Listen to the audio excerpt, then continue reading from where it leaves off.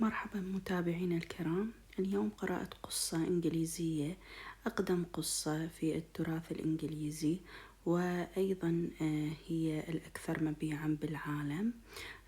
فيعني حبيت أن أقرأها هاي القصة لموسم الخريف بعنوان The Tale of Peter Rabbit، قصة الارنب بيتر. ونظرا لطول هذه القصة سوف أترك لكم الشرح والمعاني باللغة العربية في صندوق الوصف. أتمنى تتابعوا مع رابط القناة لتشاركوه.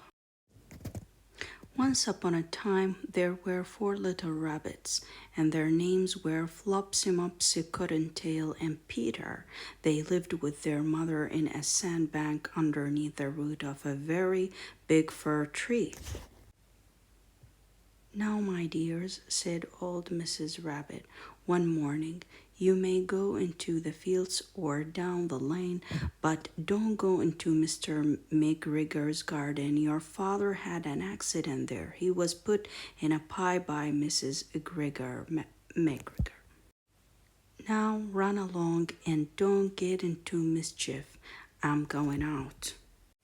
Then old Mrs. Rabbit took a basket and her umbrella and went through the wood to the baker's. She bought a loaf of brown bread and 5 currant buns. Flopsy, Mopsy, and Cottontail, who were good little bunnies, went down the lane to gather blackberries. But Peter, who was very naughty, ran straight away to Mr. McGregor's garden and squeezed under the gate. First he ate some lettuces and some French beans, and then he ate some radishes. And then, feeling rather sick, he went to look for some parsley. But round the end of a cucumber frame, who should he meet but Mr. McGregor? Mr. McGregor was on his hands and knees planting out some young cabbages, but he jumped up and ran after Peter, waving a rake and calling out, "Stop, thief!" Peter was most dreadfully frightened. He rushed all over the garden, for he had forgotten the way back to the gate. He lost one of his shoes among the cabbages and the other shoe amongst the potatoes. After losing them, he ran on 4 legs and went faster, so that I think he might have got away altogether if he had not unfortunately run into a gooseberry net and got caught by the large buttons on his jacket. It was a blue jacket with brass buttons, quite new.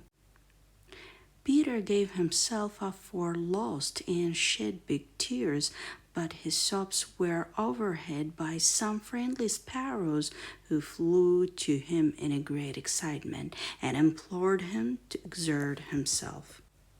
Mr. McGregor came up with a sieve which he intended to pop upon the top of Peter, but Peter wriggled out just in time, leaving his jacket, and rushed into the tool shed and jumped into a can.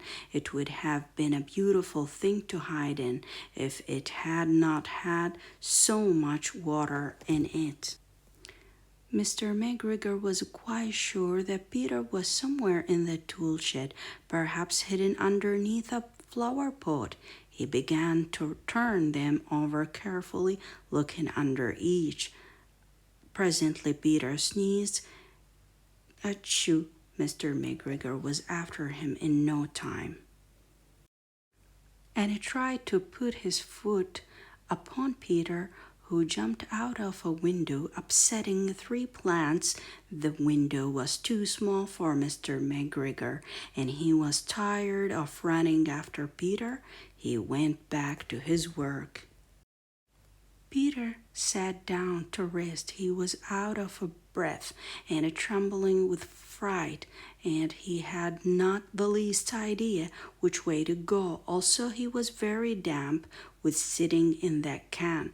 After a time, he began to wander about, going lippity, lippity, lippity, lippity, not very fast, and looking all around. He found a door in a wall, but it was locked, and there was no room for a fat little rabbit to squeeze underneath.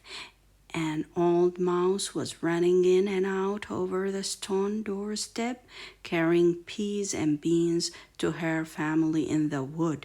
Peter asked her the way to the gate, but she had such a large pea in her mouth that she could not answer. She only shook her head at him. Peter began to cry. Then he tried to find his way straight across the garden, but he became more and more puzzled.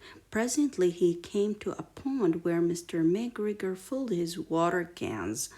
A white cat was staring at some goldfish. She sat very, very still, but now and then the tip of her tail twitched as if it were alive. Peter thought it best to go away without speaking to her. He had heard about cats from his cousin, little Benjamin Bunny. He went back towards the tool shed, but suddenly quite close to him, he heard the nose of a hoe. Scritch, scratch, scratch, scritch. Peter scuttered underneath the bushes, but presently, as nothing happened, he came out and climbed up upon a wheelbarrow and peeped over. The first thing he saw was Mr. McGregor hoeing onions. His back was turned towards Peter, and beyond him was the gate. Peter got down very quietly off the wheelbarrow and started running as fast as he could go along a straight walk behind some black currant bushes. Mr. McGregor caught sight of him at the corner, but Peter did not care. He slipped underneath the gate and was safe at last in the wood outside the garden. Mr. McGregor hung up the little jacket and the shoes for a scarecrow to frighten the blackbirds. Peter never stopped running or looked behind him till he got home to the big fir tree. He was so tired that he flopped down upon the nice soft sand on the floor of the rabbit hole and shut his eyes. His mother was busy cooking. She wondered what he had done with his clothes. It was the second little jacket and pair of shoes that Peter had lost in a fortnight. I'm sorry to say that Peter was not very well during the evening. His mother put him to bed and made some chamomile tea, and she gave a dose of it to Peter, 1 tablespoonful to be taken at bedtime. But Flopsy, Mopsy, and Cottontail had bread and milk and blackberries for supper. Thank you. The end. Thank you for listening, and I hope you share it.